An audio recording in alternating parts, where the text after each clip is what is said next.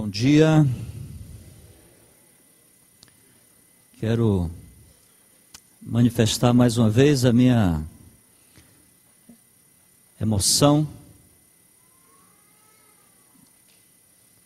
de estar com vocês nessa tão agradável igreja, e tão amorosa igreja, e tão carinhosa igreja.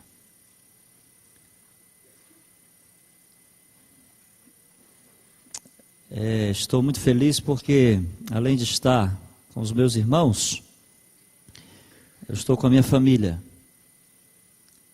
Quando as minhas filhas nasceram, eu já viajava muito.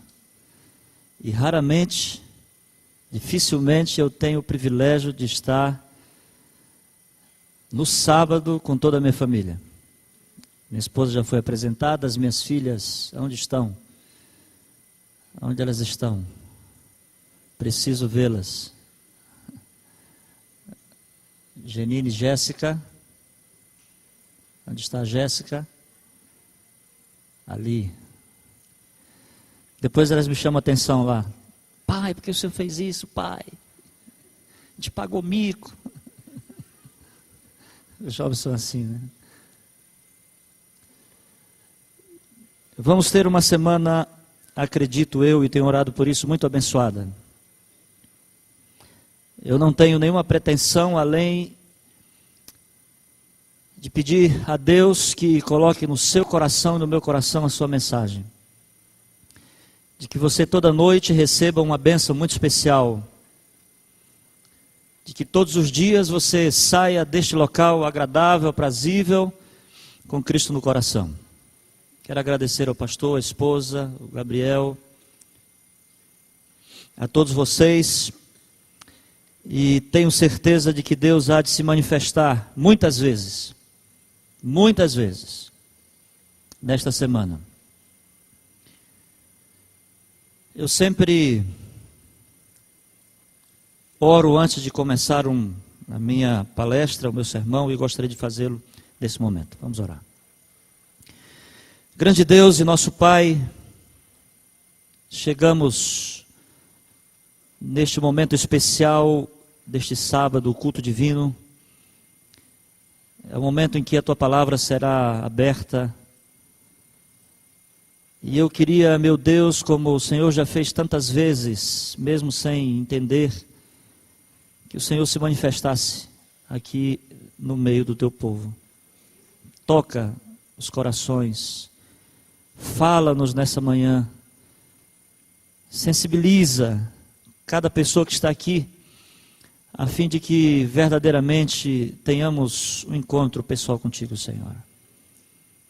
Oro de maneira especial por aqueles que nos visitam, os amigos da igreja.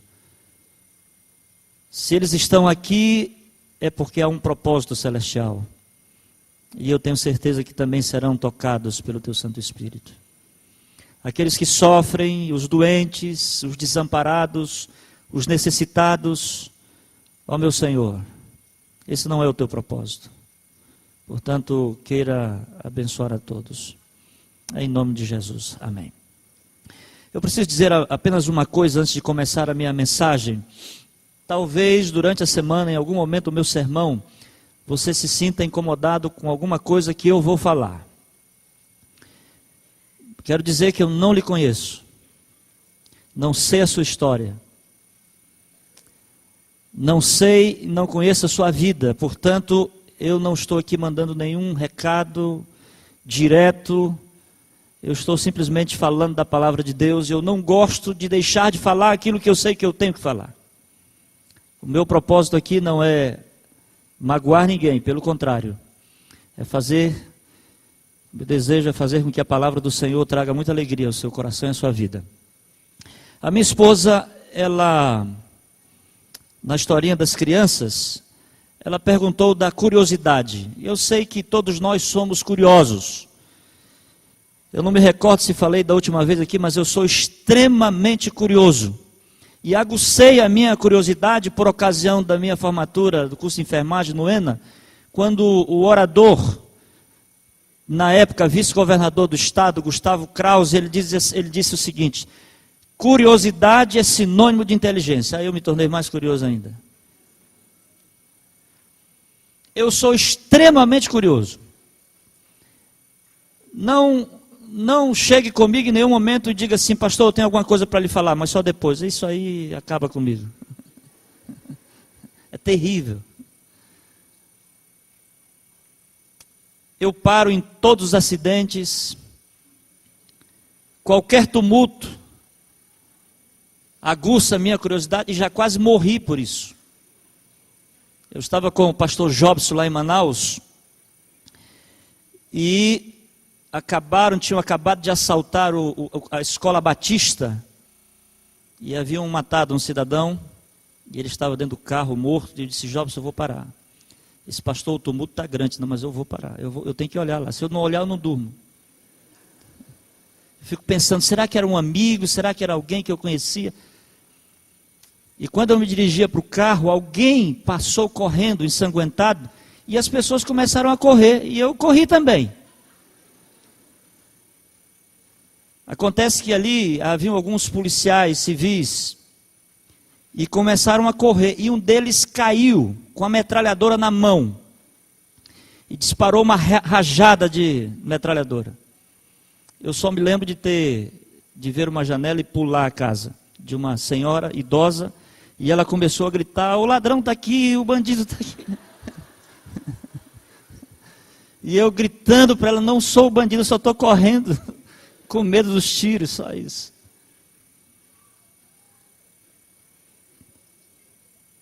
Eu também tenho uma filha muito curiosa, ela está ali em cima. E é interessante que um dia ela me chamou para assistir um filme de criança, já faz alguns anos isso. Esse filme era um filme de um ratinho. E para cada cena do filme ela dizia, pai, vai acontecer isso agora. E eu dizia, minha filha, não fala. Se pai, vai acontecer isso agora. Minha filha, não fala. Pai, agora vai acontecer isso. Minha filha, não fala. Até que eu disse para ela, se você falar de novo, eu não assisto mais o filme com você. Ela ficou chateada, ela estava no meu ombro, deitada. De repente apareceu uma cena, ela disse, eu sei o que vai acontecer, mas eu não vou dizer. Eu não vou dizer. Eu não vou falar. O tema da mensagem de hoje é, eu sei e vou contar. Eu sei e vou contar. Abra a Bíblia no livro do Apocalipse, em qualquer capítulo. Apocalipse. Abra a sua Bíblia no livro do Apocalipse. Não esqueça que você trouxe a Bíblia para repartir com quem não trouxe. Se você tem aí do seu lado alguém que não trouxe a palavra de Deus, até porque não sabia que deveria trazer, reparta a palavra de Deus com essa pessoa. E todos sabem que o nosso futuro é um futuro glorioso. Amém? Maravilhoso, esplendoroso. Sábado que vem eu vou terminar também falando um pouquinho do livro do Apocalipse. A semana não será toda do livro do Apocalipse. Mas o Apocalipse ele é meio cronológico. É bem verdade que alguns assuntos se adiantam, outros voltam, mas ele é meio cronológico. E eu gosto da cronologia do livro do Apocalipse. Os 3 primeiros capítulos do livro do Apocalipse são cartas que João escreveu às igrejas da Ásia: Éfeso, Esmirna, Pérgamo, Tiatira, Sardes, Filadélfia e Laodiceia. O 4º capítulo é uma visão do trono de Deus. O 5º capítulo é um prelúdio do 6º, uma abertura dos selos. Ali João chora, João lamenta, não porque ele era uma criança curiosa, querendo saber o que estava dentro do livro selado, mas porque ele sabia que se ninguém fosse digno de abrir o livro, o cristianismo seria uma farsa, um engodo, uma mentira. E eu fico muito feliz quando me deparo no capítulo 5 com o leão da tribo de Judá, a raiz de Davi. Ele é o único digno. E nós estudamos isso um pouquinho na lição da escola sabatina. Não há dignidade no povo de Deus, mas há dignidade no Deus desse povo. Capítulo 6, abertura dos selos. E ali já no primeiro selo, Jesus aparece montado num cavalo branco, com um arco na mão, coroa. E eu gosto quando João diz assim: e ele saiu vencendo e para vencer. Esta igreja é uma igreja vitoriosa. E somos vitoriosos através dessa igreja, através do Deus dessa igreja. Capítulo 7, nós temos aí um hiato, um interstício. João fala dos 144 mil. Capítulo 8 e o capítulo 9 continuam os selos, início das trombetas. Capítulo 10 nós temos a certidão de nascimento da igreja adventista. Essa igreja não começou com dissensões, essa igreja é profética. Olha lá, nós temos certidão de nascimento, é o capítulo 10. Capítulo 11, as duas testemunhas. Capítulo 12, nós temos a igreja verdadeira como contraponto à igreja falsa de Apocalipse 17. Capítulo 13, as duas bestas, não vamos ficar falando disso. Capítulo 14, nós temos as três mensagens angélicas. 15 e 16, a queda de Babilônia. 17 e 18, temos pragas. Perdão, inverti, 17, 15 e 16, as pragas. 17 e 18, queda de Babilônia.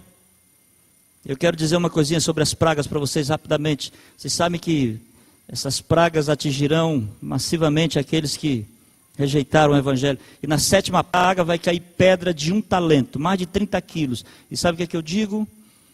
Para quem nunca conheceu ou não quis conhecer o evangelho, uma pedrada. Para quem conheceu, vivenciou, experimentou e se afastou, 2 pedradas. Para quem vivenciou, experimentou, se afastou e ainda fala mal dessa igreja, 3 pedradas. Eu acho que está bom. Capítulo 19, Jesus volta. Capítulo 20. 19, um milênio. Capítulo 20, Jesus volta. Capítulo 21, a cidade santa desce. Capítulo 22, as delícias da nova terra. Mas vamos ao capítulo 1. Vamos ao capítulo 1. Eu quero falar da introdução deste livro hoje. Imaginem João com 95 a 100 anos de idade. Sábado pela manhã. Diante daquele mar gélido, ele começa a fazer uma retrospectiva da sua vida. Valeu a pena servir esta igreja por tantos anos? Valeu a pena ser um seguidor de Jesus e agora preso, solitário, não sozinho, mas solitário na ilha de Patmos? Valeu a pena? E é nesta tela que João recebe a maior e mais impressionante visão dada a um ser humano, que é o livro do Apocalipse. E ele começa no verso 9, vamos ao verso 9. Verso 9. Me deram o microfone, tiraram da geladeira o microfone e me deram. Verso 9, você tem razão, pastor. Verso 9, diz assim, João dizendo: eu, João, vosso irmão e companheiro na tribulação.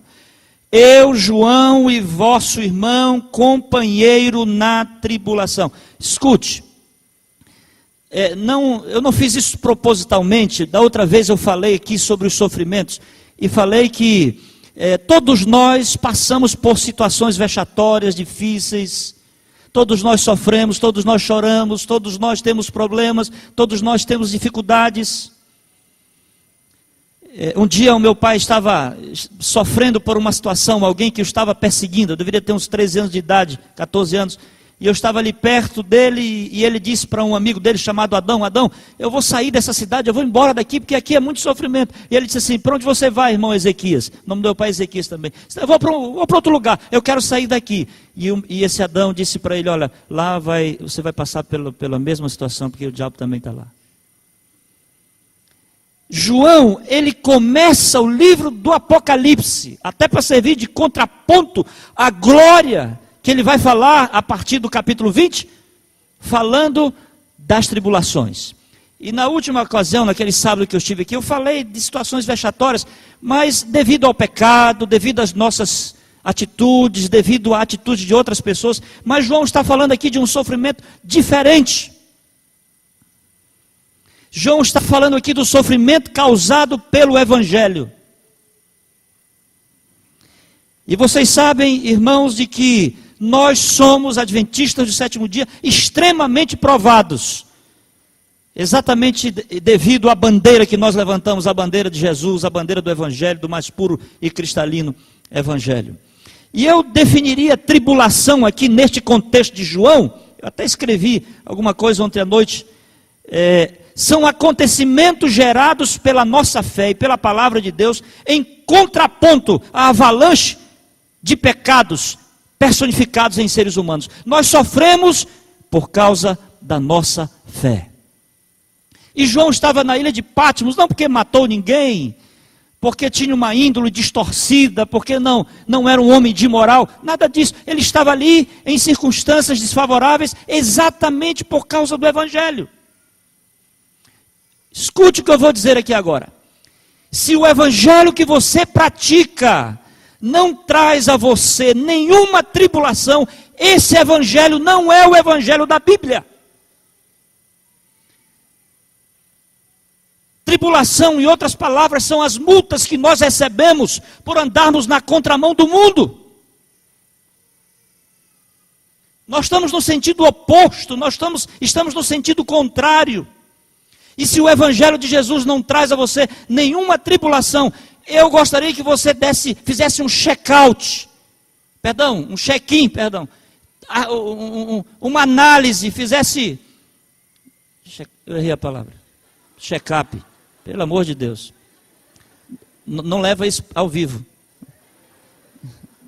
Tira daí. Estou confundindo aqui hotelaria com... Então, faça uma análise do seu cristianismo. Porque alguma coisa pode estar errada. Faça um check-up. Foi isso que eu quis dizer. Faça uma análise.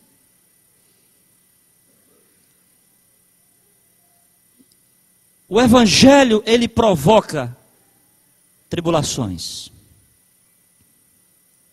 sofrimentos.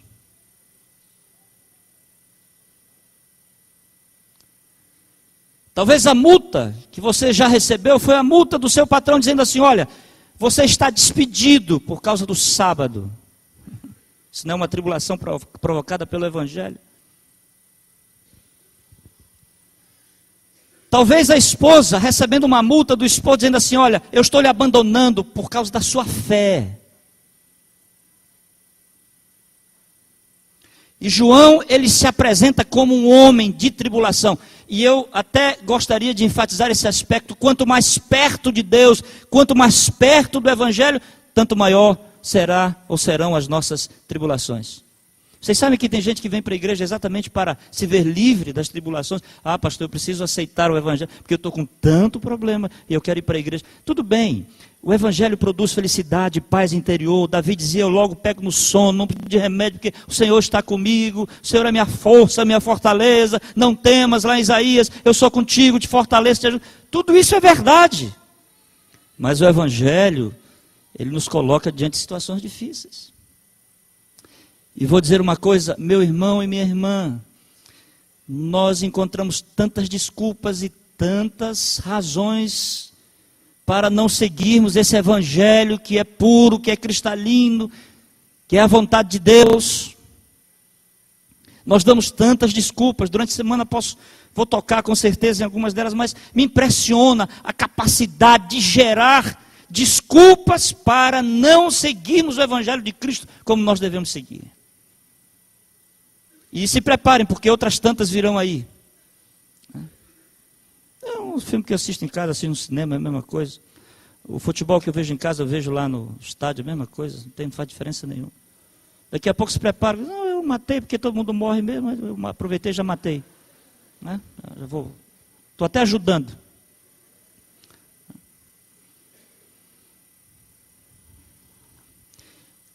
E sabem, toda vez que nós tentamos evitar essas tribulações, nós provocamos outras maiores.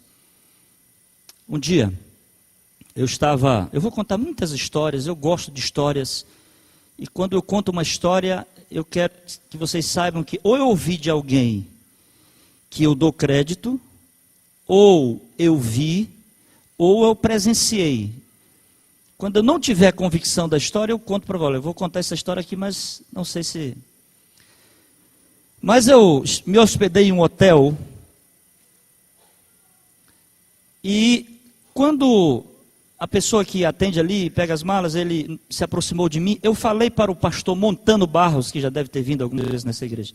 Pastor Montano, ele era evangelista na União Norte, eu era o Ministério Pessoal. Esse rapaz é adventista.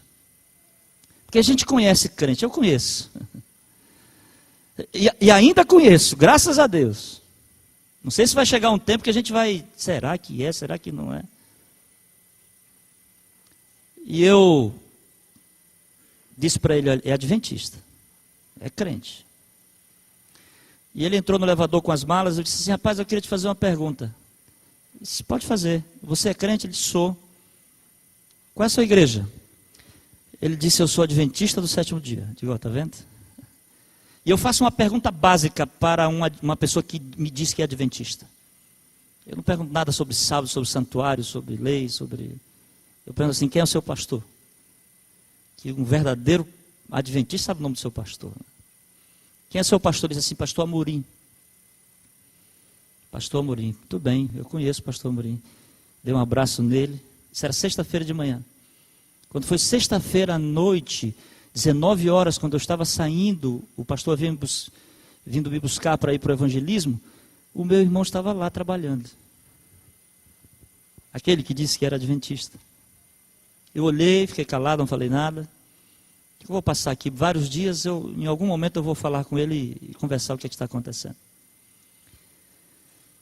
Foi lá pela segunda ou terça-feira, ele estava de plantão de novo. Digo, ei, vem cá, rapaz, quero falar contigo.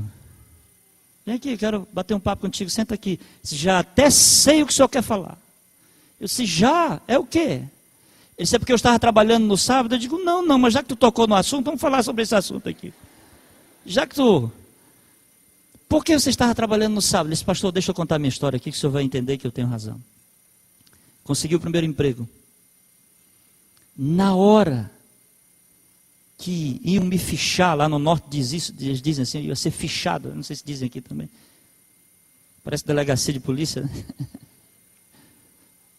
Eu disse assim, olha, eu tenho um problema aí que eu queria falar com o senhor antes. Qual é o problema?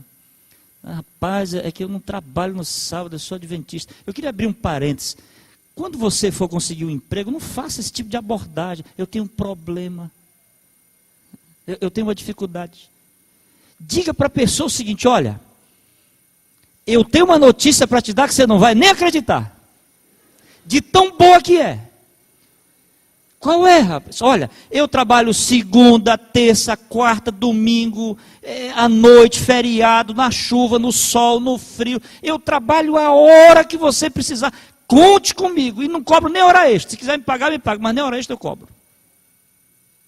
Só não trabalho no sábado, esse dia abençoado que Deus nos deu. Mas qualquer outro dia. Agora o indivíduo já começa a dizer, eu tenho um problema. Como se o sábado fosse uma maldição, um problema. E aí, pastor, eu perdi o emprego. Consegui um segundo emprego. Pastor, eu cheguei e disse, olha, eu tenho um problema para lhe dizer. Sou adventista, não trabalho no sábado, perdi o segundo emprego. Pastor, quando eu vi a possibilidade de me empregar pela terceira vez, eu disse, eu vou perder o terceiro emprego, eu tenho 2 filhos. E eu digo, eu não vou falar. Eu não vou dizer. Então eu cheguei, me empreguei, pastor, eu estou esperando ganhar um pouco mais de confiança do meu chefe, para eu dizer para ele que eu não trabalho no sábado. E como eu era amigo daquele gerente, eu digo, vem cá comigo, vamos lá. Ele não era nem meu amigo, ele era amigo de um amigo meu.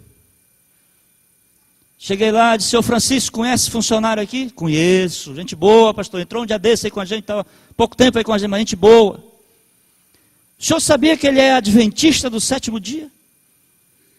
E o gerente do hotel olhou para ele e disse, rapaz, você é adventista? Por que você não me falou? Eu já tinha te dado sábado. E eu estava em pé do lado dele, assim, me deu vontade de dar um pisão no último dedinho, naquele calo. esfregar assim, passar 5 minutinhos esfregando. Vou traduzir a história. Ele foi fiel no primeiro, foi fiel no segundo. Alegrou o coração de Deus na hora que Deus ia abençoá-lo. Ele falhou. Na hora da bênção. Mas o Evangelho, irmãos, pode ser e pode trazer, algumas tribulações a você e a mim. E nós temos que ter coragem para enfrentar essas tribulações da vida provocadas pelo Evangelho de Jesus. Agora, por que esta tribulação? Por causa de 2 coisas. Vamos ao livro do Apocalipse. Diz assim: companheiro na tribulação, continuando o verso 9. No reino e na perseverança. Em Jesus me achei na ilha de Patmos. Por 2 coisas, ele diz aqui. Primeiro, por causa da palavra de Deus. E segundo, por causa do testemunho de Jesus. João estava preso por causa da palavra do Senhor. João estava preso por causa do testemunho que ele tinha que dar a respeito do Senhor. Não existe verdadeira palavra no coração sem testemunho. E não existe testemunho verdadeiro se não for embasado pela palavra. Irmãos, a Bíblia, ela não é um conto de fadas. A Bíblia não é um livro de historinhas. A Bíblia é a revelação de Deus para ser praticada por mim e por você. Deve ser lida todos os dias, deve fazer parte do nosso dia a dia, deve fazer parte do nosso esquema diário de vida, a palavra de Deus. Mas eu sinto, irmãos, que a Bíblia, eu não sei se estou errado aqui, eu não conheço vocês, mas eu conheço a igreja em boa parte do Brasil, mas eu quase que quero garantir de que muitos não têm contato com a palavra de Deus durante a semana. Gastamos 1h30 com novela, gastamos 1 hora não sei com o que, gastamos 1 hora, não estou fazendo apologia aqui contra a televisão, eu só estou dizendo que nós não reservamos tempo para lermos a palavra de Deus, palavra de vida, palavra de salvação, palavra que transforma, palavra que muda. Nós não temos tempo. Não sei quantos estavam aqui, mas na última vez eu contei de uma irmã que chegou comigo e disse: pastor, olha minha Bíblia. É muito bonita. E eu tentei ver se era alguma versão que eu não conhecia. Por que a sua Bíblia especial? Está novinha, tem há 5 anos. A nova. Como é que uma pessoa usa uma Bíblia por 5 anos e a Bíblia continua nova? Como é que uma pessoa usa um carro por 5 anos, usando, e ele continua novinho? Tem gente que é cuidadoso. Eu conheço um amigo meu que ele pega cotonete e vai limpar o carro. Eu não tenho condição de fazer isso. Nem tempo. Nova. A Bíblia é para ser lida. Aqui está a revelação de Deus. Você precisa entrar em contato com a palavra de Deus. E sabe, a irmã White, ela chega a pegar pesado. Ela disse que quando nós não temos essa comunhão diária com Deus, nós saímos como bestas aí para o nosso trabalho, como animais. Faça um desafio, comece agora, durante a semana, lendo alguma coisa da palavra de Deus. Eu não gosto de ler a Bíblia nesta sequência, versículo por versículo, de Gênesis a Apocalipse. Eu faço diferente.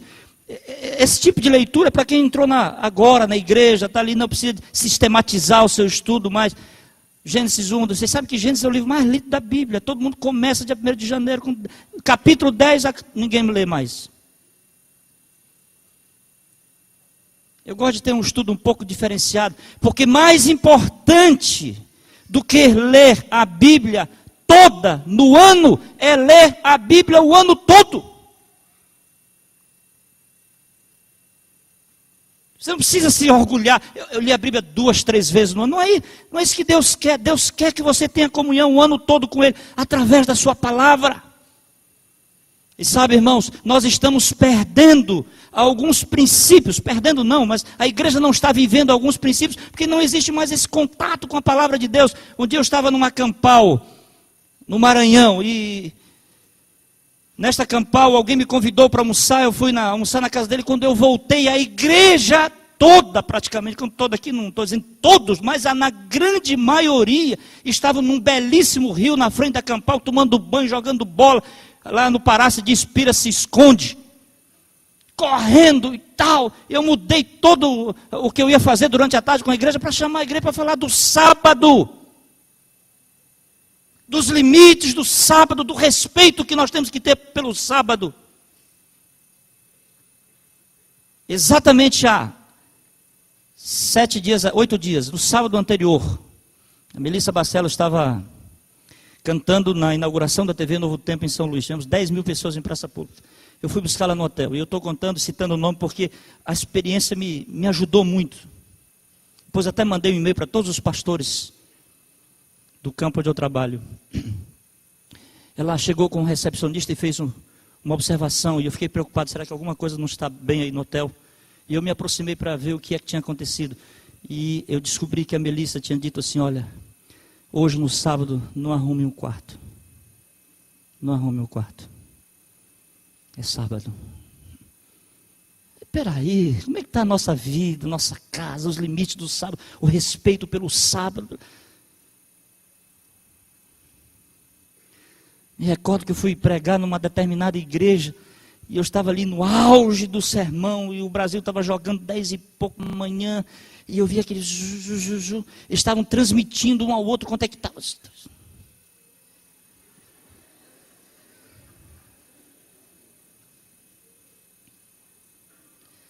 O que adianta ser adventista assim?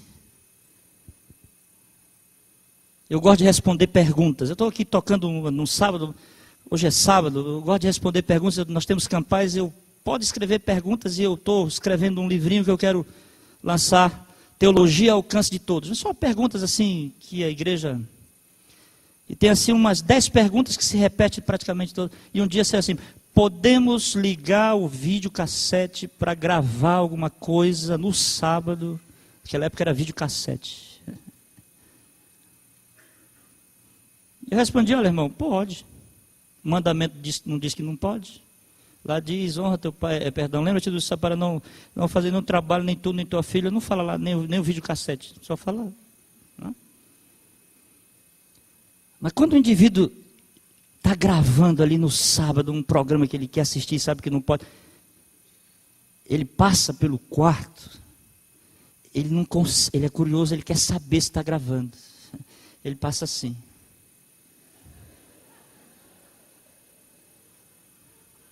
Para ver se está gravando.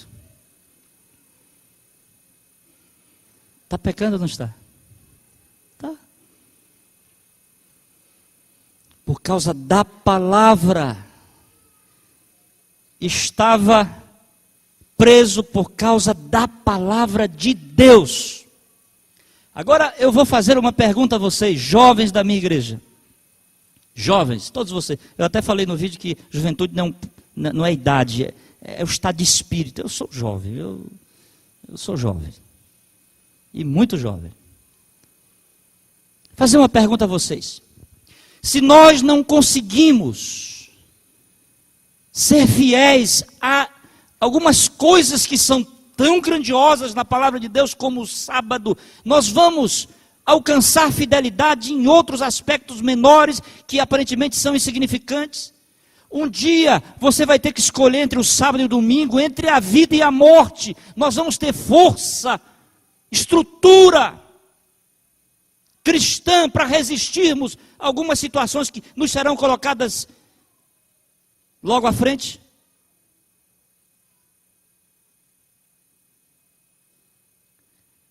João também estava preso por causa do testemunho. Testemunho é aquilo que você lê colocado em prática na minha vida e na sua vida. Isso é o testemunho. Qual é o testemunho que nós damos aí? Eu estava andando na Avenida 7 de Setembro, em frente ao Bradesco, na cidade de Manaus. Fui pastor no Amazonas 9 anos. Vou contar muitas experiências do Amazonas. Estava eu andando, lá vem a diretora da... Vou nem falar, é ao vivo, é? Lá vem alguém. E eu estou indo de lá para cá.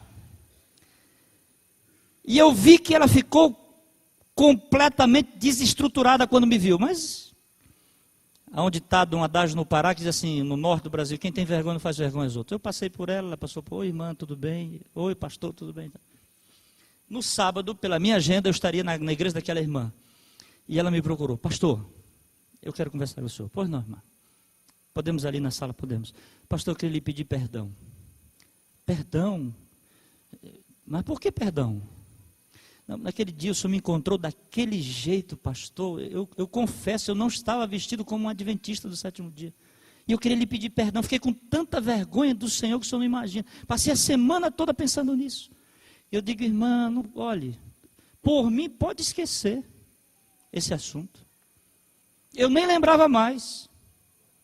Mas eu vou lhe dar um conselho. Você já pediu perdão a Jesus? Irmã, você não está se vestindo para mim.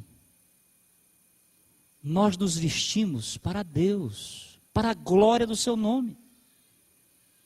Da próxima vez, antes de comprar uma roupa, de vestir uma roupa, eu estou dando um bom testemunho da minha igreja.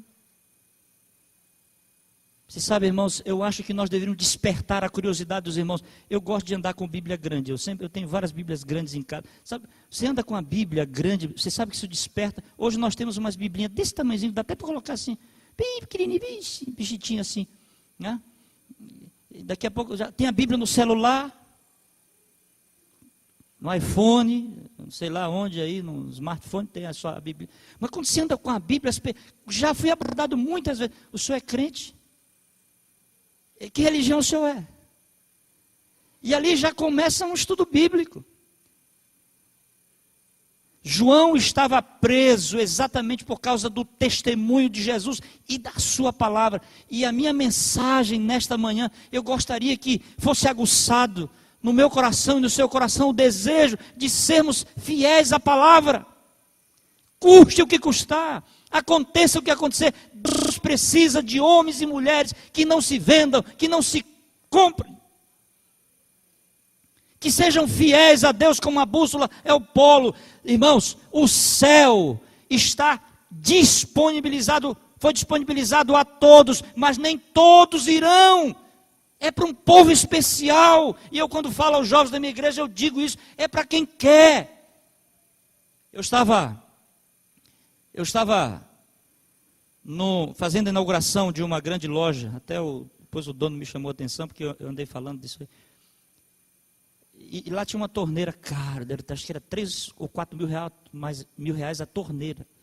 E eu fiquei tão impressionado com a torneira de 4 mil, que eu fiquei olhando para a torneira. Eu fiquei olhando, ela tinha assim uns negócios assim, que por um lado saía água quente, por outro lado saía água fria, depois misturava, e era toda... E aí uma irmã chegou, o que foi, pastor? A torneira, irmã. Olha aí o preço, 4 mil reais. Ela disse, pastor, tem coisas na vida que não é para quem quer, é para quem pode. Mas me veio algo na hora, e eu disse, mas deixa eu lhe dizer, porque quando eu vejo esses negócios assim desafiadores financeiramente, eu me autoconsolo. E eu disse, mas olhe, a salvação não é para quem pode, é para quem quer. Tem que querer. Não sou adventista. Não, tem que querer. E sabe o que significa querer? Querer é uma cumplicidade com a palavra de Deus. É você colocar em prática na sua vida a vontade do Senhor.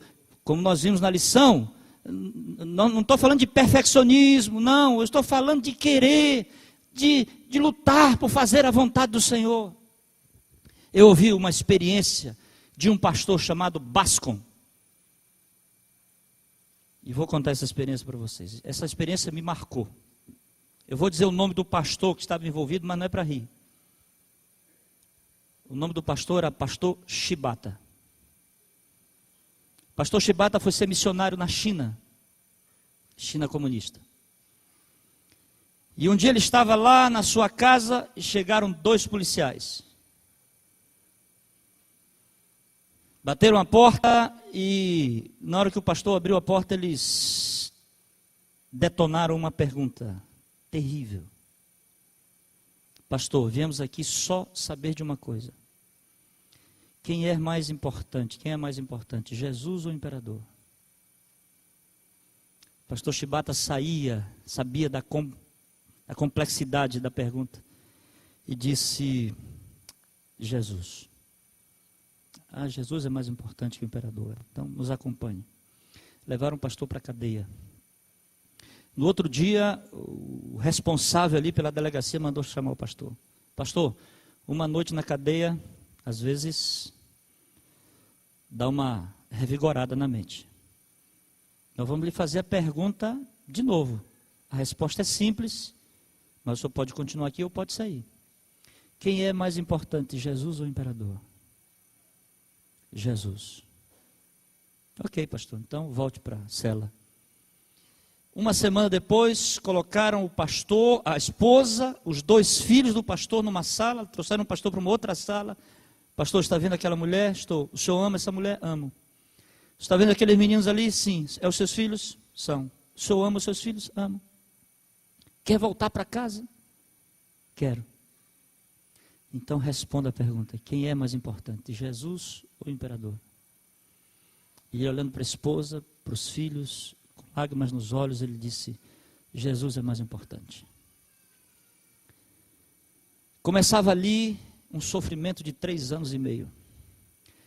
Eles colocaram uma canícula até o estômago do pastor, enchiam de água. O pastor Bascom contou isso na igreja da Cachoeirinha em Manaus. Pisavam em cima do seu estômago e perguntavam quem é mais importante, Jesus ou o imperador. Em nenhum momento ele negou Jesus. Jesus. 3 anos e meio depois foi liberto porque o responsável pela delegacia morreu e já morreu tarde. Mas em nenhum momento negou Jesus. Nenhum momento. Sofreu por causa da palavra e por causa do testemunho. E é interessante que, exatamente, servindo de contraponto a esse momento em que João diz: olha, eu estou preso, exatamente por causa do sofrimento, por causa da palavra de Deus, por causa do testemunho, nós temos o que é apresentado aí a partir do verso 12. Jesus se apresenta passeando pelo meio dos candeeiros, que simbolizam os períodos até os nossos dias, o nosso período laodiceano. Jesus passeando pelo meio do seu povo. Portanto, irmãos, eu queria dizer a vocês, mesmo sofrendo, mesmo passando por tribulações, sendo fiel ao Senhor como deveremos ser, eu quero dizer que nós temos um Deus presente, atuante, poderoso, que está ao meu lado e ao seu lado, que vai nos dar força para vencermos as barreiras, as provações que o inimigo coloca na minha frente e na sua frente. Não tenha medo de ser um jovem diferenciado. Não tenha medo de ser diferente na faculdade. Não tenha medo de ser diferente no seu trabalho. Não tenha medo de ser diferente quando lá pelas 10 horas da noite você está passeando com alguém. Não tenha medo de ser diferente no seu namoro. E os namoros estão meio picantes, né? Minha filha está ali com o namorado. Estou falando para ele.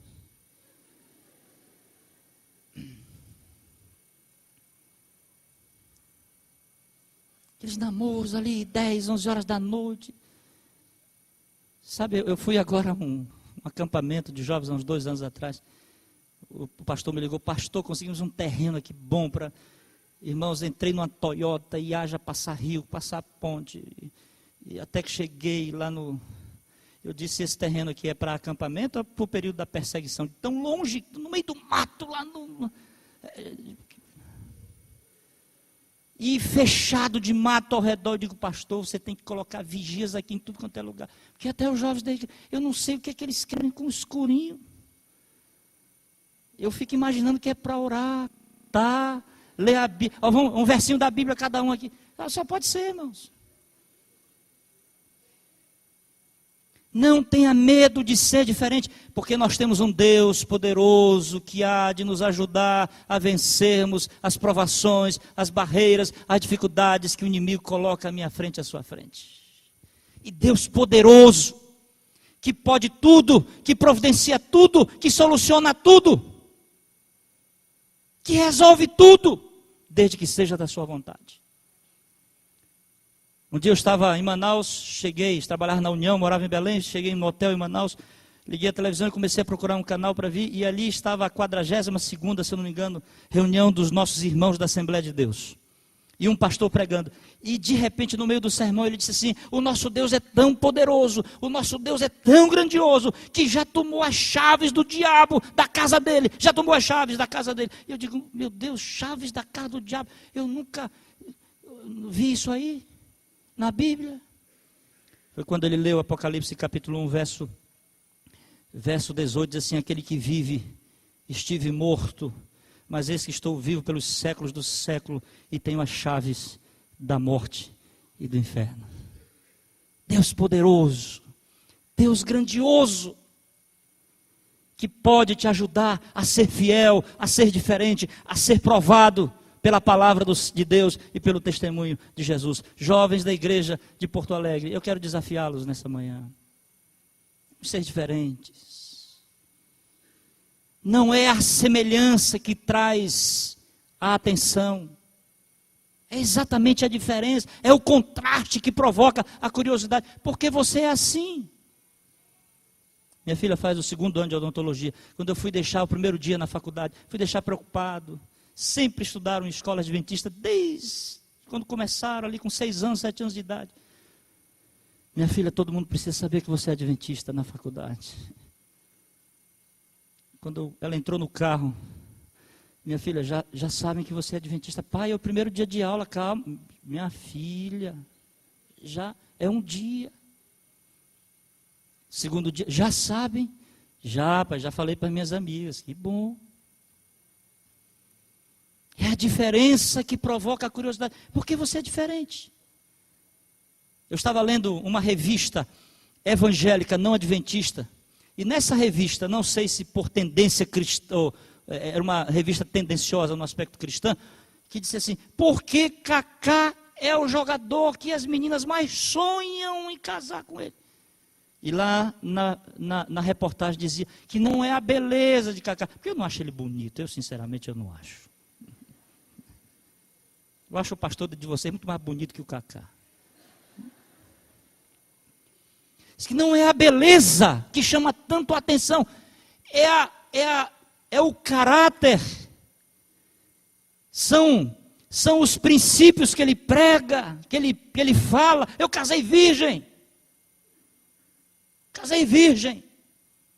E falar em virgindade hoje, cuidado, não fale muito, você pode ser apedrejado, apedrejada. Virgindade, isso é coisa, pelo amor de Deus. Eu quero dizer que não é coisa do passado, é coisa da Bíblia. Não é coisa do passado, é coisa da Bíblia.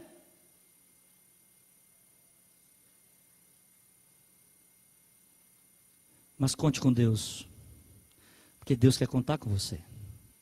E eu vou terminar contando uma experiência que aconteceu comigo no Rio Amazonas. Eu quero que vocês saiam daqui desse local sabendo que Deus está disposto a ajudá-la. De que esse Deus é poderoso e pode qualquer coisa. Eu terminei a minha faculdade de teologia no ENA, no IAN, foi a primeira turma de formando do IAN. Fiz 3 anos no ENA e fui para o IAN fazer o 4º ano. Eu não tive chamado. Eu era do Pará, mas não tive chamado para começar. Tinham 2 teologandos, eu e um amigo. O meu presidente, ou o presidente da minha missão, escolheu esse meu amigo e disse: só tem vaga para um, não tem vaga para outro. Eu fui comportar no Amazonas. Cheguei lá no Amazonas, eu fiz uma visita ao presidente do campo e disse: olha, estou aí. Eu sou enfermeiro. Ah, você é enfermeiro? Então tá bom. E essa palavra enfermeiro foi que me ajudou a ingressar no ministério. Porque eles precisaram de um pastor para trabalhar nas lanchas. E eu trabalhei 3 anos em uma lancha do Amazonas, do 021. Eu morava dentro da lancha.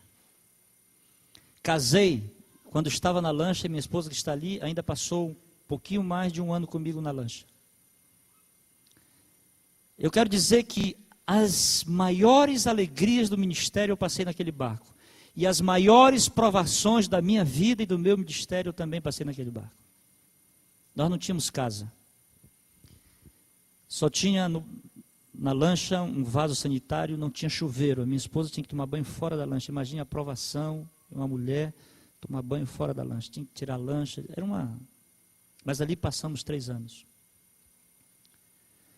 Mas na minha primeira viagem, ainda solteiro, o presidente chamou um departamental e disse assim, vai levar o Ezequias lá na lancha dele, na casa dele. Eu acho que ele não me levou exatamente porque ele sabia como se encontrava a lancha. Pastor Eric Munier. Uma lancha de 17 metros, de compensado marítimo, completamente destruída. E eu olhei para aquela lancha e me imaginei ali nos próximos anos da minha vida morando ali dentro. Que coisa. Mas eu topei. Vamos lá. O marinheiro me fez uma pergunta, pastor, o senhor tem dinheiro? Eu disse, não. Por que você está me perguntando isso? Pastor, porque nem panela tem na lancha. E eu sempre fui assim muito aventureiro e sempre dei meus jeitos aí. Eu digo, rapaz, vamos fazer assim, vamos atrás de uma lata de leite ninho média, a gente abre, rebate a borda e ali vai ser as nossas panelas. A gente fez isso com as duas, ali a gente fazia o arroz, fazia o feijão, fritava ovo. De noite, eu duvido que principalmente muitas de vocês que estão aqui, teriam coragem de andar na lancha, porque as baratas cruzavam às centenas. Você não tem noção do que é. Eu, imediatamente já peguei 2 gatinhos e coloquei na lancha, que vocês vão ver bem aqui, pelo menos vocês. Começamos a fazer a primeira viagem. Era uma viagem de 18 horas, demorou 5 dias. A lancha quebrava a cada 2, 3 horas. E um problema básico, a lancha era um motor 125 Mercedes grande, uma bateria desse tamanho, grande também. E aí quando o motor dava problema, entupia um filtro de óleo, que a gente ia ligar novamente a lancha, a bateria não prestava. E eu fiquei os 5 dias, até chegar na cidade de Nova Olinda, como mecânico daquela lancha. Lá pelo 2º dia, a lancha parou no Rio Amazonas, entrando no Rio Madeira. E ficamos, como dizem lá os amazonenses, de bubuia, à deriva. E fomos para o meio de um mato chamado Canarana. E ali eu disse para o marinheiro, fiquei mais chateado, eu tenho um temperamento forte. E disse, eu não faço mais nada, eu não entro mais nesse motor, eu não tiro mais essa bateria, eu não limpo mais esse filtro, vamos morrer nós dois aqui. E ele é magrinho, fininho, ficou com medo. O nome dele é Adinho. E fui lá para a proa da lancha, a frente da lancha, fiquei lá emburrado. Meu Deus, eu fiz teologia para ser mecânico. Eu poderia ter ido fazer um curso em outro canto. Fiz teologia, estou sendo mecânico. De repente eu vi um barulho de um barco se aproximando. Era um barco de boiada que carregava bois. Peguei um pano branco, acenei. O barco encostou. Eu disse, meu amigo, você me leva para algum lugar que eu possa dar uma carga na bateria, pelo menos para eu sair do meio desse mato e ir para o outro lado onde tem gente, no Rio Amazonas, muito largo.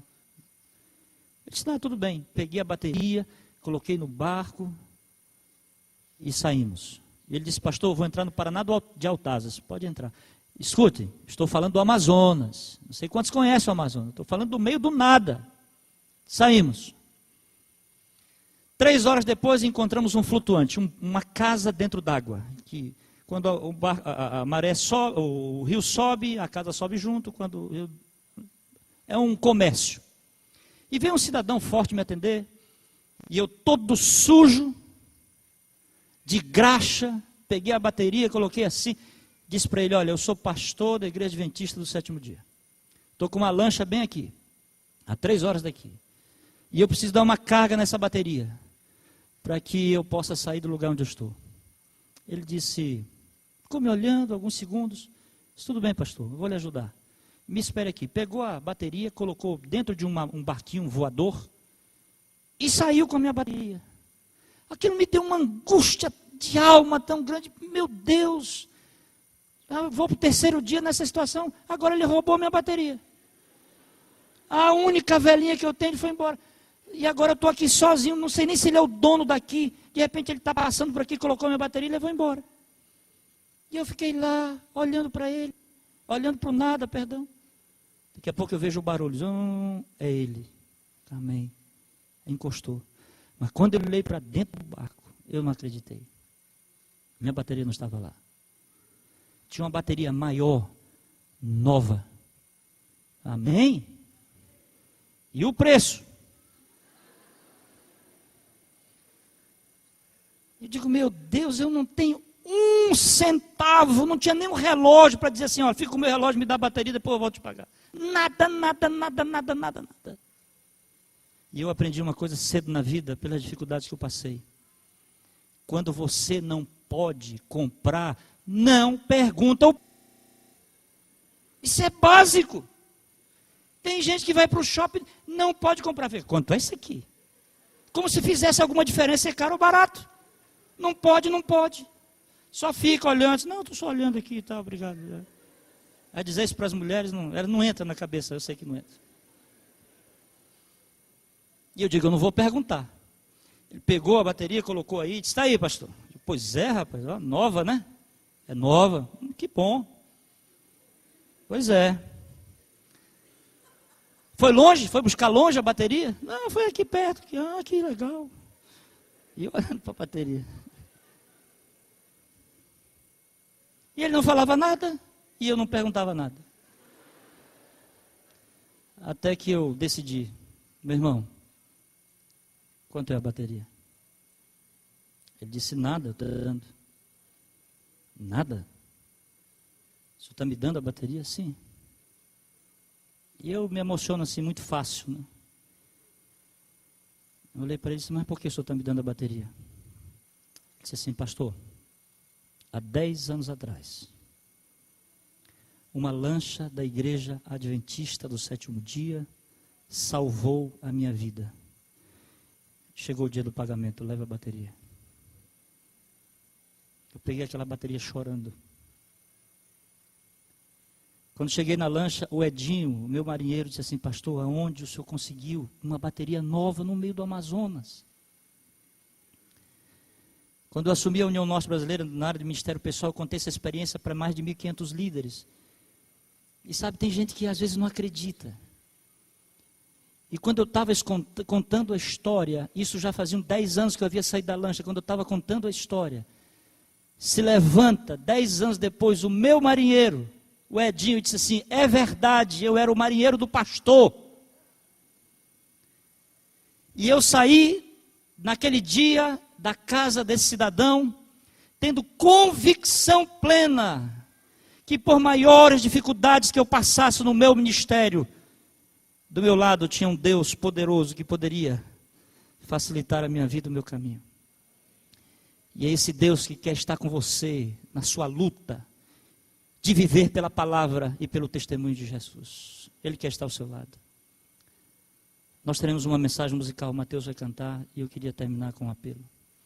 Você está passando uma provação, meu irmão. Você está achando que o seu lar não tem mais jeito. Você está com uma doença. Você está passando por dificuldades financeiras. Eu tenho uma grande notícia. Eu sei e vou contar para vocês. Jesus pode resolver o seu problema. Hoje e agora. À medida que nós começarmos a ouvir. Se você quer ser abençoado pelo Senhor, vem aqui à frente, eu quero orar por você. Se você quer entregar o seu coração a Jesus, vem aqui à frente, eu quero orar por você. Ele pode. Qualquer coisa.